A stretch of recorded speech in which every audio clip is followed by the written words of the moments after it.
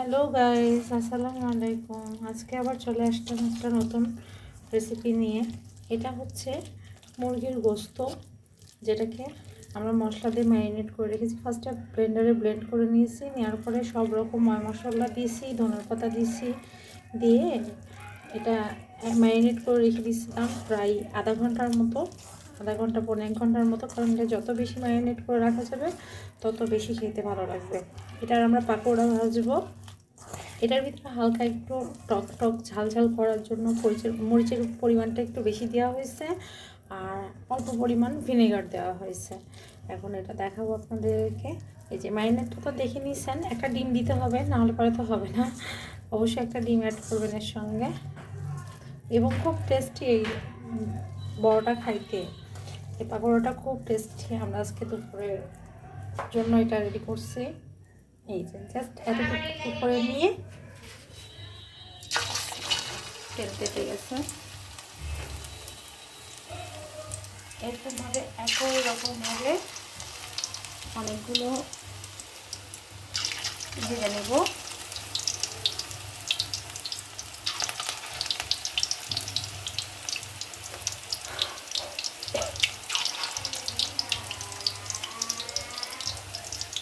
তো গুঁড়ো মশলা দিলে বেশি ভালো হয়, মানে গোলমরিচ, জিরে, এটা আমি মশলা রেডি করি বাসায়,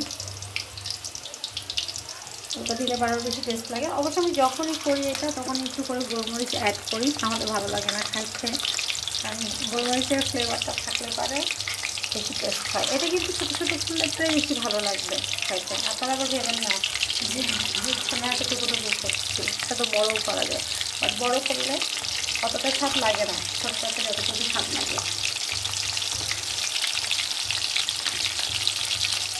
অনেক মুচমুচে হয় এবং খুব সুস্বাদু এটা। আর আমাদের ভিডিওগুলো সব কেমন লাগে আপনারা বেশি বেশি করে কমেন্ট করবেন, লাইক ফলো দিবেন, সাবস্ক্রাইব করবেন আমাদের ভিডিওটা, আমাদের জন্য দোয়া করবেন। আমাদের এই চেষ্টাতে যেন আমরা অনেক ভিডিও এগিয়ে যেতে পারি, আপনাদের সাপোর্টের অনেক বেশি প্রয়োজন।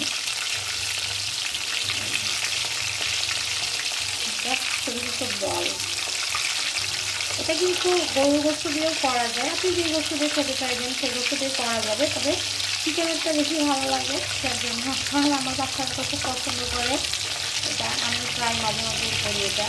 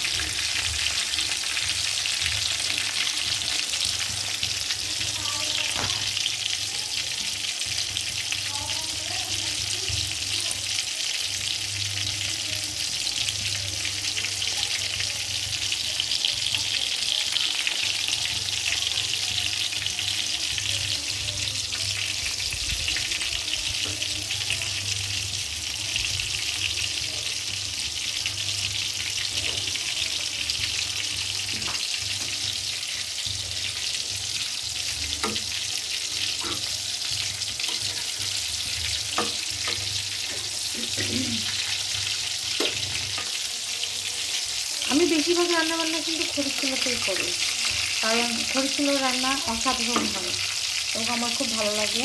আমার শাশুড়ি মাও করতো, আমিও পছন্দ করি। আমার মাও করতো এক সময়, বাট এখন করতে পারে না।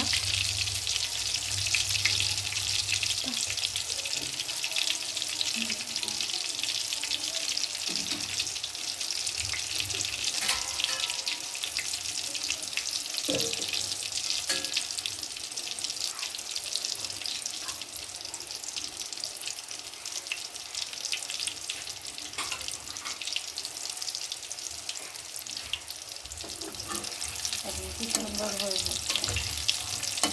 এটার ভিতরে না আছে কোনো আটা, না আছে কোনো বেসন, জাস্ট গোস্তটাকে ব্লেন্ড করে ম্যারিনেট করে রেখে দিয়েছিলাম। আর এখন ভাজার আগে হচ্ছে আপনার একটু ধনার পাতা মিক্সিং করলাম আর একটা ডিম মিক্সিং করলাম। ডিমটা দেওয়ার জন্য এরকম সুন্দরভাবে হচ্ছে। আপনারা হচ্ছে ব্লেন্ড করার সময়তেও কাঁচামরিচ দিতে পারেন, আবার পরে কুচি কুচি করে দিলেও দিতে পারেন। বাট পরে কুচি কুচি করে দেওয়ার চাইতে ব্লেন্ড করার সময় জাস্ট 2 থেকে 3টা একটু বড় সাইজের কাঁচা পেঁয়াজ আর কাঁচা পেঁয়াজ আর হচ্ছে কয়েকটা কাঁচা মরিচ অ্যাড করলে পরে এটা বেশি সুন্দর হয়। তাহলে পরে মুখেও বাঁধে না, এটা পুরো ম্যাশ হয়ে যায় গোস্তের সঙ্গে। দেখেন আমাদের কিন্তু একদম কাঁচামরিচটাও নেই, এখানেও দেখতে পারেন আপনারা। এই যে দেখেন এখানে কিন্তু একদম কোনো কাঁচামরিচ নেই। এগুলো যেগুলো সবুজ সবুজ দেখা যাচ্ছে এগুলো হচ্ছে ধনিয়া পাতা। এই যে হয়ে আসছে। আমি অবশ্যই আপনাদেরকে একটা ভেঙে দেখাবো যে একদম কাঁচা নেই এটা ভিতরে।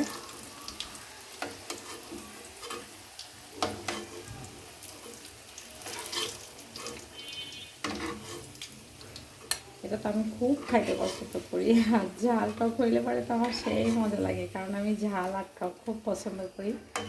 আর এটা আমার খাবারের ভিতরে একটা ফেভারিট একটা খাবার। এই যে দেখেন কি সুন্দর হয়েছে।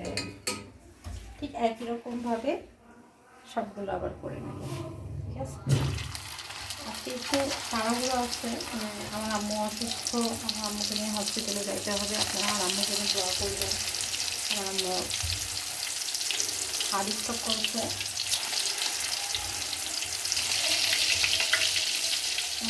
একটু যাইতে হবে হসপিটালে।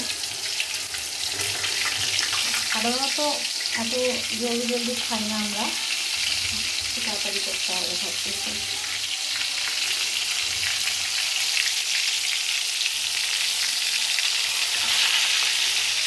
এটা কিন্তু আপনি ফ্রিজে স্টক করেও রাখতে পারেন কাঁচা অবস্থায়। দিন সকালে করলেন আবার রাত্রে করতে পারবেন। আমরা ঠিক একই রকমভাবে করে এগুলো একসঙ্গে অনেকগুলো ব্লেন্ড করে নিয়েছি, যে দুপুরেও খাবো আবার রাত্রেও ভাজবো, ভেজে রাত্রে গরম গরম খাবো। কারণ দুপুরে ভেজে রেখে ওইটা সাইডে গেলে পরে আপনার মনে করেন যে ভালো লাগে না, নরম হয়ে যায়, ঠান্ডা হয়ে যায়। যার জন্য আমরা আবার রাত্রে গরম গরম ভেজে খাই।